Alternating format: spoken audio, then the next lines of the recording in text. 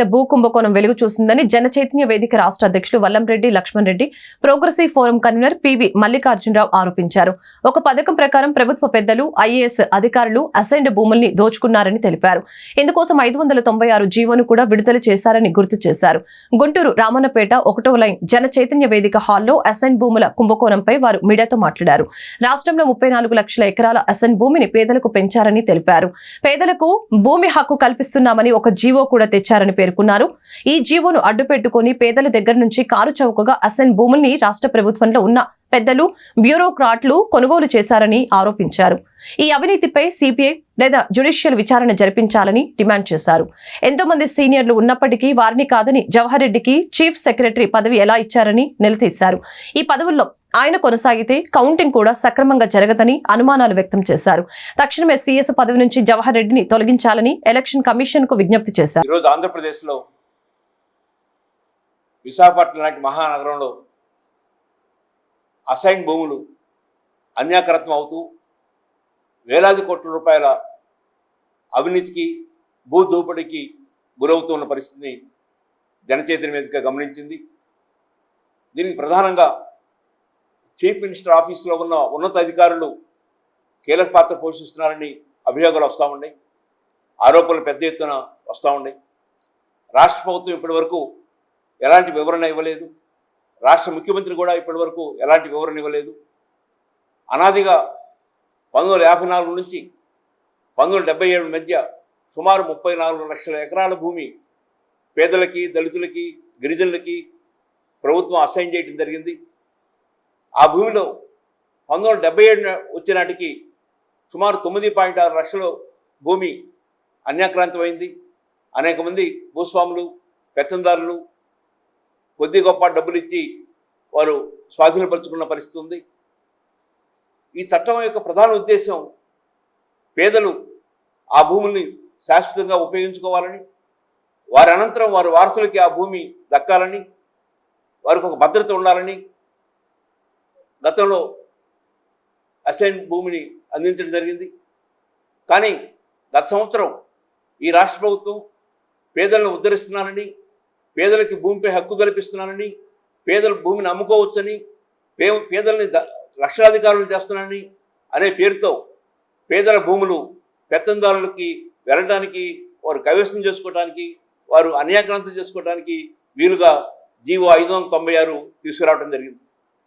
ఈ జీవో వస్తుందని తెలిసి ముందుగానే చీఫ్ మినిస్టర్ ఆఫీసులో ఉన్న ఉన్నత అధికారులు, అప్పటికే వసూలు రాజులుగా ఉన్నవాళ్ళు, కమిషన్లు కొట్టేసిన వాళ్ళు, వందలాది కోట్లు సంపాదించిన వాళ్ళు విశాఖపట్నంపై పడి ఆ అసైన్ భూములు లాక్కుంటున్న పరిస్థితిని చూస్తున్నాం.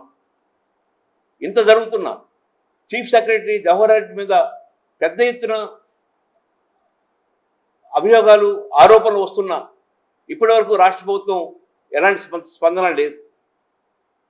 జవహర్ రెడ్డి గారు చీఫ్ సెక్రటరీ అయినప్పుడు 6 సీనియర్ ఐఏఎస్ అధికారులని విస్మరించి వారిని పక్కన పెట్టి జూనియర్గా ఉన్న జవహర్ రెడ్డిని చీఫ్ సెక్రటరీగా ఈ రాష్ట్ర ప్రభుత్వం తీసుకుంది.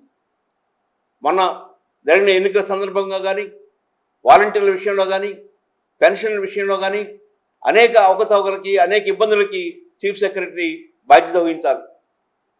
వృద్ధులకి, పేదలకి, వికలాంగులకి ఇంటి వద్ద పెన్షన్ ఇవ్వడానికి అవకాశం ఉన్నప్పటికీ వారిని బ్యాంకుల చుట్టూ, సచివాలయాల చుట్టూ తిప్పిన పరిస్థితి. ఈ నేపథ్యంలో అవినీతి ఆరోపణలు పెద్ద ఎత్తున వస్తున్న ఈ నేపథ్యంలో చీఫ్ సెక్రటరీని ఎన్నికల విధుల నుంచి పక్కకు తప్పించాలని, మరొక చీఫ్ సెక్రటరీ నియమించి వారి ఆధీనంలో కౌంటింగ్ జరగాలని చెప్పని జనచైతన్య వేదిక కోరుకుంటుంది. ఈ లక్షలాది ఎకరాల అసైన్ భూమి విషయంలో సిబిఐ ఎంక్వైరీ వేయాలని, లేదా ఏపీ హైకోర్టుకి సంప్రదించి ప్రస్తుతం ఉన్న జడ్జీలో ఒక జడ్జి చేత జ్యుడిషియల్ ఎంక్వైరీ వేయించాలని కోరుకుంటున్నాను. దీనికి ప్రధాన కారణం అతి పేదలు వారికి అనాదిగా వస్తున్న భూములు పూర్తిగా కోల్పోవడమే కాకుండా వారికి భద్రత కోల్పోతున్నారు. నిజంగా పేదల్ని అభివృద్ధి చేయాలనుకుంటే ఆ ఉన్న భూముల్ని అభివృద్ధి చేసుకోవడానికి, ఉన్న భూముల్లో మరింత వ్యవసాయం బాగా చేసుకోవడానికి వారికి వెసులుబాటు, అవకాశాలు కల్పించాలి. కానీ ఉన్న భూముల్ని లాక్కోవడానికి అవకాశం కల్పించకూడదు.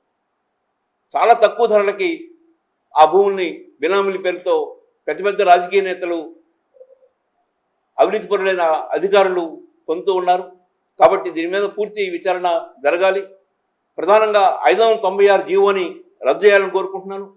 ఈ రద్దు చేయడం సమాజంలో వివక్షకు గురవుతున్నటువంటి నిమ్న కులాలకు చెందినటువంటి దళిత వర్గాలని సమాజంలో ఒక ఉన్నత స్థితికి, ఒక గౌరవప్రదమైనటువంటి స్థితికి తీసుకురావాలన్నటువంటి ఆలోచనతో గత ప్రభుత్వాలు ఏదైతే భూమి లేనటువంటి నిరుపేదలకు భూములు ఇచ్చిందో వాటిని మనం అసైన్ ల్యాండ్ అంటున్నాం.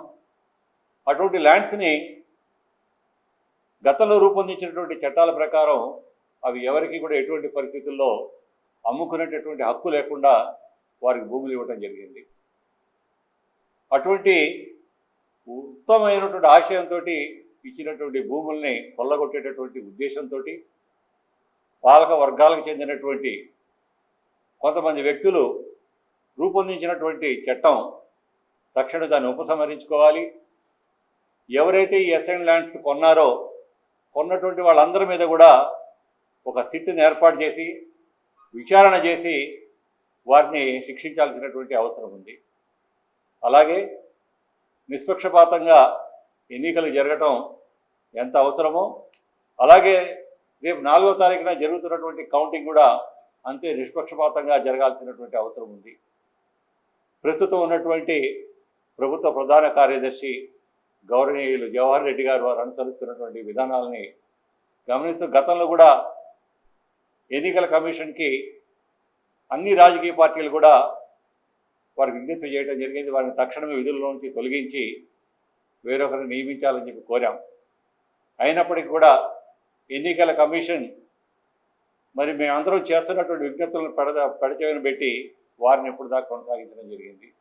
కనీసం ఎప్పటికైనా సరే చివరి అంకంలో ఉన్నటువంటి ఎన్నికల ప్రక్రియ రేపు కౌంటింగ్లో అయినా సరే వారిని ఆ విధుల నుంచి తప్పించాల్సిందిగా మీ ద్వారా ఎన్నికల కమిషన్ని కోరుతున్నాం. అలాగే రాబోయేటటువంటి ఎన్నికల కౌంటింగ్లో ఫలితాలు ఏ విధంగా ఉన్నప్పటికీ కూడా అన్ని రాజకీయ పార్టీలు అలాగే ప్రజలందరూ కూడా ఫలితాలని స్పోర్టివ్గా తీసుకుని శాంతి భద్రతలకు విఘాతం కలిగించకుండా ఉండాలని చెప్పి మీ ద్వారా కోరుకుంటున్నాం.